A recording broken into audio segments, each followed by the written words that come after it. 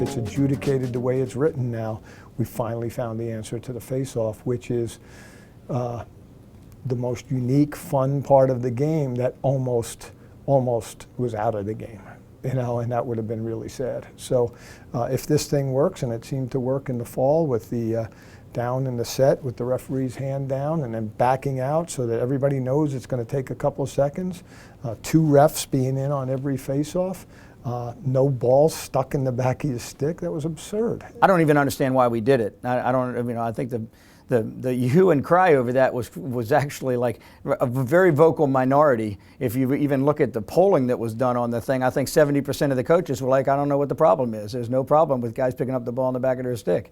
The 30% who didn't have a guy who could do it were pretty vocal about the fact that they didn't think it was a good rule. I think if it were an advantage to play with the ball in the back of your stick, everybody would be doing it.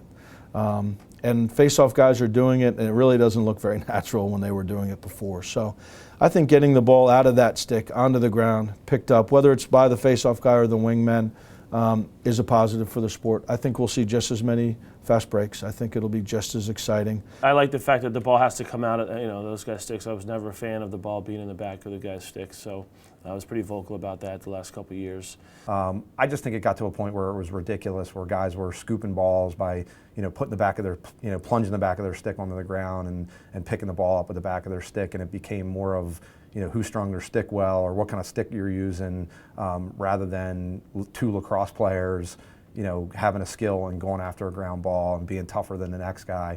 I just think it evens the playing field at that position. I just thought that unique specialty became so dominant and could have such an impact on the game. And it's not a, you know, it was within the rules, but you could just see somebody win, you know, 70%, 80%, and teams then sit on the ball that much more. It just felt like it was out of whack. So I think it is a great balance on the face-off X in terms of getting the ball in play and bringing the wings back into the game. I think that's kind of been gone the last couple of years in our game. So the wing play is going to be more prevalent, which is a great thing. You know, I thought the face-offs were really good this fall.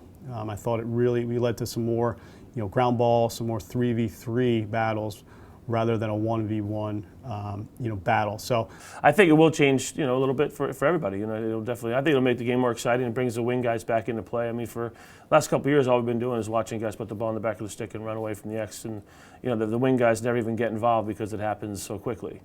I like it. I think it's going to create a lot more transitional situations off of the face-off, as opposed to picking it up in the back of your stick and having a guy run with that. I think the transition opportunities, because bodies are going to be flying around a little bit, are a little greater. Not allowing them to carry it in their stick, I think is a step in the right direction, but it does beg the question, well, what exactly defines carrying the back of your stick?